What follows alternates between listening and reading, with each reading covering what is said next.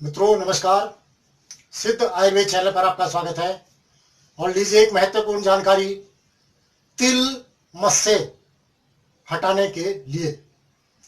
इससे पहले मैंने आपको एक वीडियो दिया था जिसमें मैंने मस्से गिराने का आपको एक एसिड बताया था, नाइट्रिक एसिड कंसंट्रेट।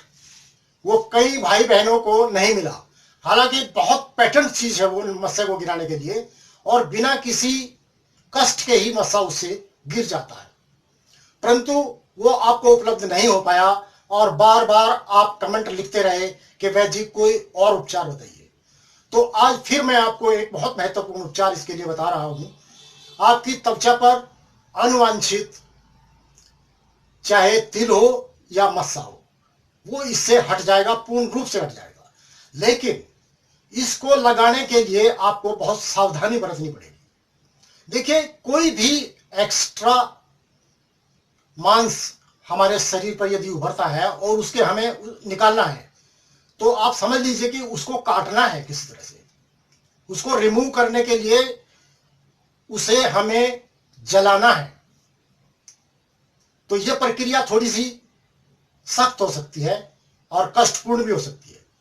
इसमें सबसे पहले जो औषध मैं आपको बताने जा रहा हूं, उसको बनाने के पश्चात आप अपने हाथ या पैर के किसी हिस्से पर हल्का सा लगाकर पहले टेस्ट कर ले।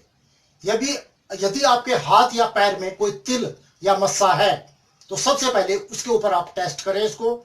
और जब आप देखें कि कोई प्रतिक्रिया आपके शरीर पर उसकी नहीं हो रही है और आप उसको सहन कर सकते हैं, तब आप अपने दूसरे अंगों पर, नाजुक अंगों पर भी इसका प्रयोग कर सकते हैं। यहां तक कि बवासीर के मस्से भी इससे गिर जाते हैं।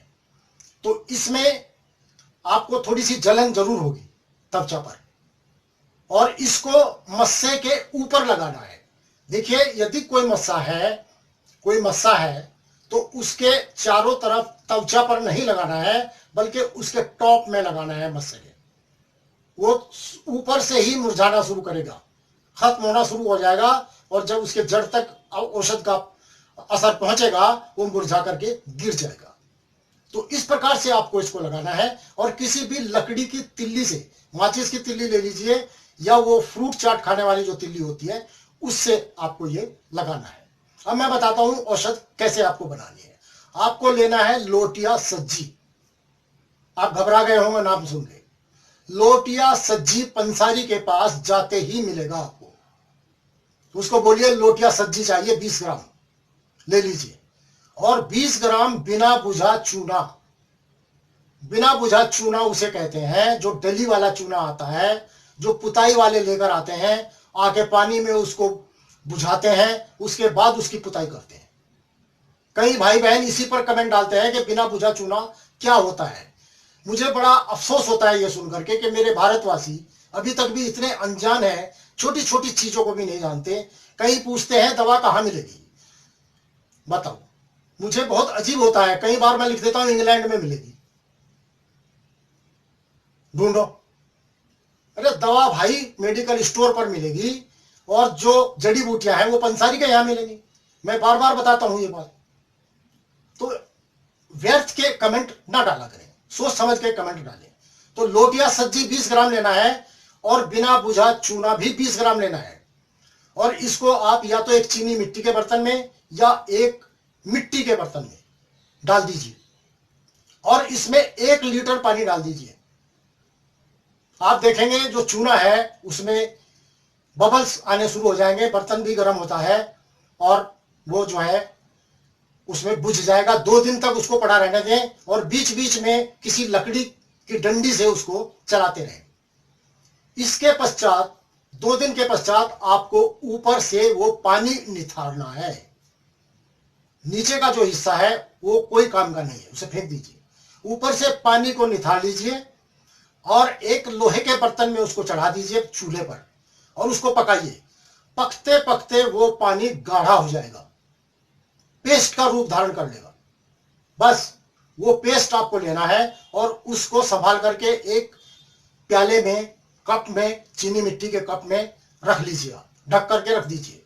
और प्रयोग करते समय आपको क्या करना है, लहसुन की 2-4 फाके लेकर के उसका रस निकालना है और उसकी 3-4 बूंद रस की लेकर के उसमें ये जो आपने पेस्ट बनाया था इसका थोड़ी सी मात्रा उसमें मिला करके किसी बर्तन में या कोई प्लेट में डाल करके मिक्स करके पेस्ट बना लीजिए।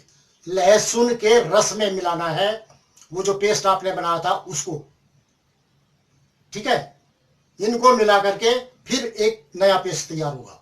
अब इसी को आपको मस्से के ऊपर लगाना है और बहुत हल्का सा लगाना है। और यदि तिल है तो तिल पर तो सिर्फ एक ही बार लगाने की आवश्यकता होगी और वो भी बहुत मामूली, सिर्फ आपको सीख जो है सिर्फ तिल के ऊपर टच करनी है, बस उसी से आपका तिल निकल जाएगा।